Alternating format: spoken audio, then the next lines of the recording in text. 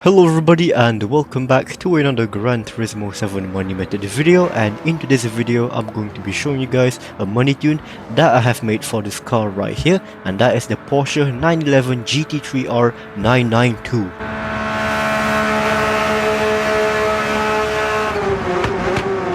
Alright, so you guys can find this car on sale inside the brand central, so just go in, and then once you guys are in, you guys want to go to Europe and then scroll down to Germany, press on Porsche, and then once you guys are in, you guys want to go into the showroom and then scrolling to the right, and you will see the car that we will be using today. This is the Porsche 911 GT3 R 992 from the year 2022. This is a Group 3 race car and it costs a total of 900,000 credits. So yeah, it is a little bit more expensive compared to the previous 911 GT3 race car that we had in the game, which was this one, the Porsche 911 RSR. I've already made a tune for this car, so if you guys do want to check that out, I'll put the link to that in the description of this video.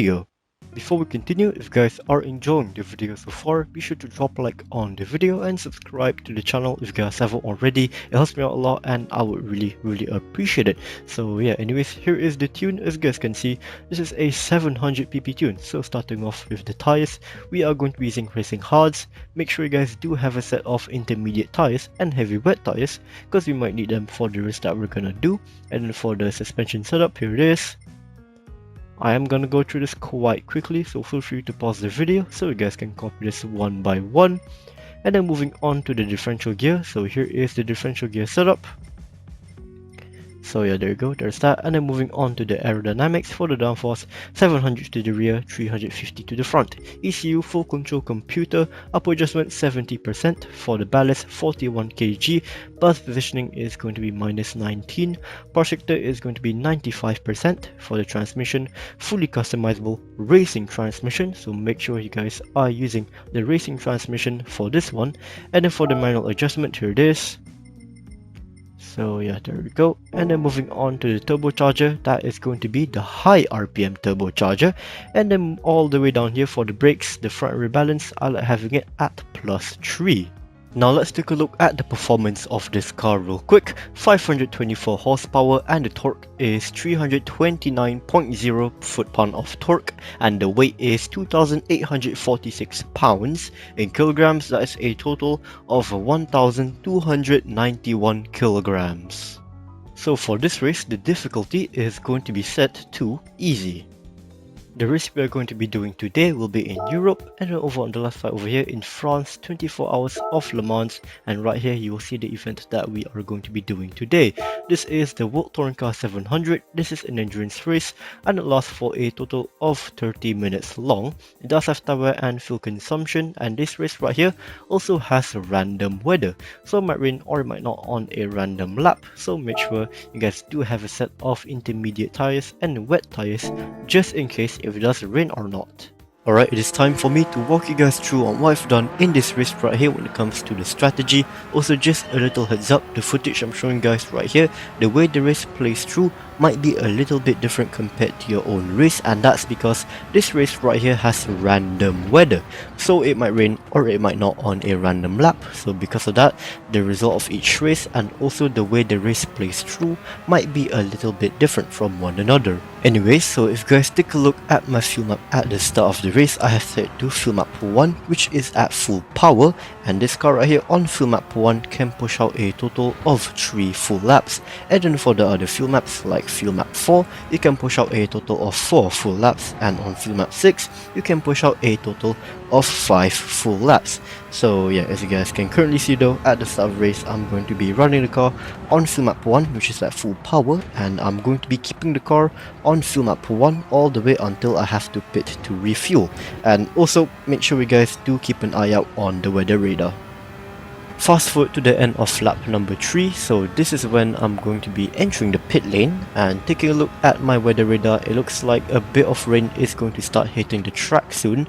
So yeah, right here entering the pit lane, I'm going to be swapping to a set of intermediate tires because as I said just now, it looks like the rain is about to hit the track. So yeah, I'm going to be swapping to a set of intermediate tires, and I'm also going to be refueling the car until it is completely full.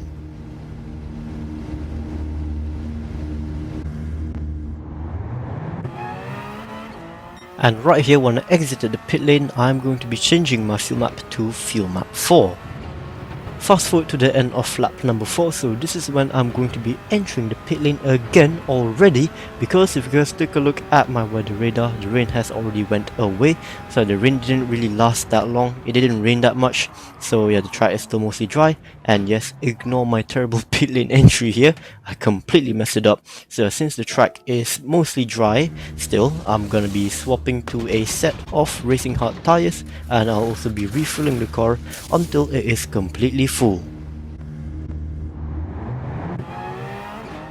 And right here when I exited the pit lane, I'm going to be changing my fuel map all the way back to fuel map 1, which is at full power, and I'm going to be keeping the car on fuel map 1 all the way until the end of the race.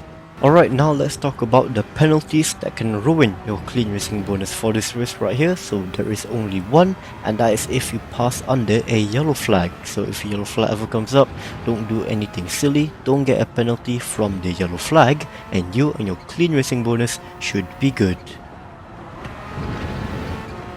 Skipping to pretty much the end of the race right here, so I did make it to the finish line just before the timer hit 0, and also since I was very far ahead of the AI that's in second place, I was able to sit at the finish line right here waiting for the timer to hit 0. Fast forward just a little bit more and there you go, timer has hit 0 and crossing the finish line, finishing first place.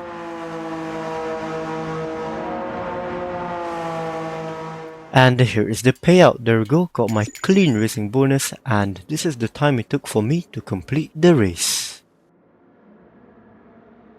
And that is going to be the end of today's Gran Turismo 7 Money Method video. So if you guys did enjoy it, be sure to drop a like on the video and subscribe to the channel if you guys haven't already. Thank you all so much for watching, and I will see you all in the next one, and goodbye.